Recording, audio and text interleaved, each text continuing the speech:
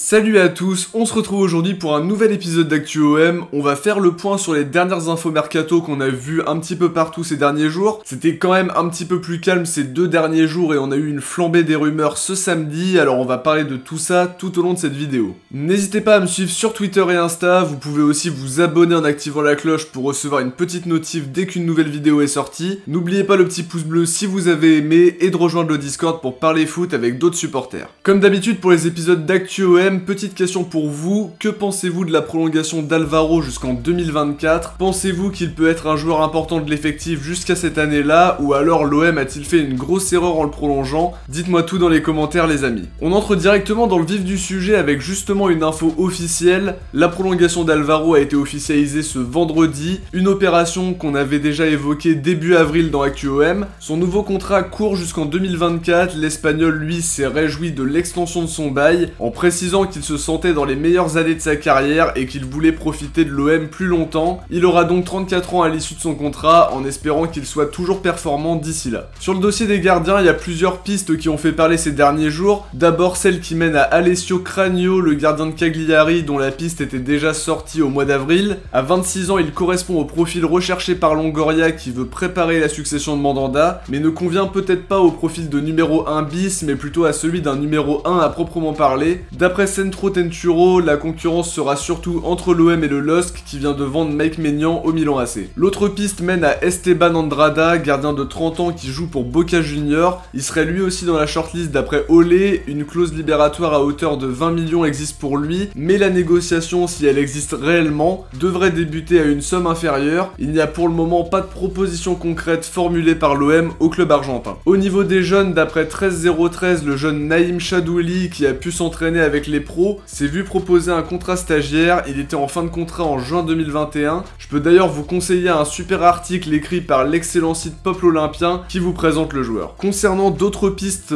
évoquées précédemment, celle qui mène à Christopher Wo semble être compliquée à concrétiser. Je pense pas non plus que c'était une priorité absolue de l'OM, mais le joueur de Nancy devrait s'engager avec Rennes ou avec Lens d'après Foot Mercato. Le club nordiste tient la corde dans le dossier. Il y a d'ailleurs eu une très belle propagande des supporters lensois sur Twitter pour qu'il signe, et ça aurait porté ses fruits puisqu'un contrat de 3 ans l'attend et pourrait être paraphé ces prochains jours. Maintenant dans le sens des arrivées, on a eu aussi le retour d'une piste de l'été dernier, celle qui mène à Patrick De Paula de Palmeiras. Le milieu de 21 ans serait le plan B en cas d'échec de la piste Gerson dont on parlera un petit peu plus tard dans cette vidéo. Le joueur plaît à Longoria et à Sampaoli depuis quelques temps déjà d'après Lens, mais son club demanderait une somme aux alentours de 20 millions d'euros. Autre piste au milieu justement qui ne semble pas non plus être une piste prioritaire loin de là. D'après Globo Esporte, Jailson, milieu de terrain de 25 ans qui évolue au Dalian Pro en Chine, intéresserait l'OM qui aurait pris des renseignements sans forcément aller plus loin. Il a des intérêts au Brésil avec le Grêmio, Sao Paulo et Santos, des intérêts aussi en Espagne, en Italie et même en Grèce. Je mentionne cette piste mais pour le moment rien de bien concret, mis à part une prise de renseignements, tout ce qu'il y a de plus classique. Un autre joueur brésilien aurait été proposé à l'OM selon Ignacio Genuardi, il s'agit de João Pedro, l'attaquant de Cagliari. Il a inscrit 16 buts cette saison en Serie A et est estimé à 18 millions d'euros. Je suis pas non plus certain que ce soit une piste prioritaire non plus. Maintenant pour le poste de latéral droit, 2 pistes se détachent. D'abord celle d'Hakim Zedatka qui serait la piste prioritaire si on en croit Thomas Bonavent. Les discussions concrètes ont été entamées entre l'agent du joueur et le club pour une éventuelle arrivée. Certains échos évoquent même un transfert entre 3 et 5 millions d'euros pour le récent meilleur latéral droit de Ligue 2 qui pourrait venir jouer les doublures de Paul Lirola. L'autre piste évoquée c'est celle qui mène à Valentin Rosier. Le latéral du Sporting était prêté à Beşiktaş cette saison. L'OM aurait d'ailleurs formulé une offre de 6 millions d'euros pour convaincre le Sporting de le lâcher, d'après les infos du journaliste Iago Sabunkoglu. Pour Nemanja Radonjic, le Hertha a décidé de ne pas lever l'option d'achat d'après Kicker, un montant de 11,5 millions d'euros qui paraît trop excessif au club allemand, qui a malgré tout été convaincu sportivement par Radonjic. Le club allemand est prêt à négocier pour conserver le joueur et baisser l'indemnité demandée par l'OM. Sur le dossier Jérémy Boga, on sait que l'OM s'est positionné sur le dossier, que le joueur a toujours rêvé de jouer à l'OM. D'après Foot Mercato, Sassuolo demande toujours 20 millions pour lâcher son joueur. Pour ça, Longoria serait prêt à inclure un joueur dans le deal pour faire baisser la somme. On pense notamment à Radonjic qui ne sera pas forcément conservé à Marseille. L'OM est entré en négociation avec Boga de son côté et d'après Foot Mercato, le dossier pourrait s'accélérer la semaine prochaine. 13-0-13 affirme que l'OM a la priorité du joueur tout en sachant qu'il qu'il est aussi convoité par l'Atalanta et par Lyon. Pour Dario Benedetto, Tixport, qui a été une source très bien informée à son arrivée à l'été 2019, affirme que Boca veut récupérer le joueur et aurait accéléré les négos avec l'OM. La source précise que le transfert est en bonne voie. En tout cas, le joueur est lui de plus en plus annoncé sur le départ malgré l'arrivée de Sampaoli. Maintenant pour Gerson, Marcos Braz, le vice-président de Flamengo, a évoqué les négociations, précisant que tout s'accélère depuis quelques jours. Un seul club serait dans les négociations et il ne fait aucun doute qu'il s'agit de l'OM.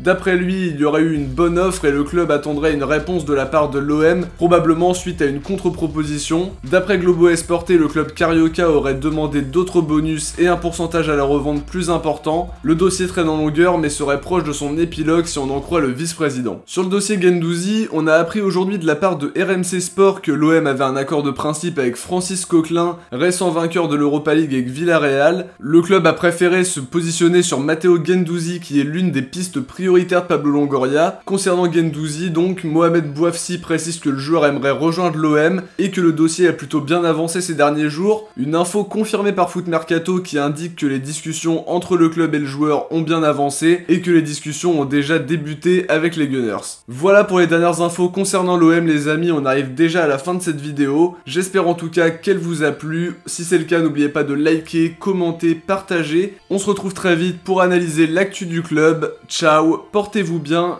et surtout allez l'OM.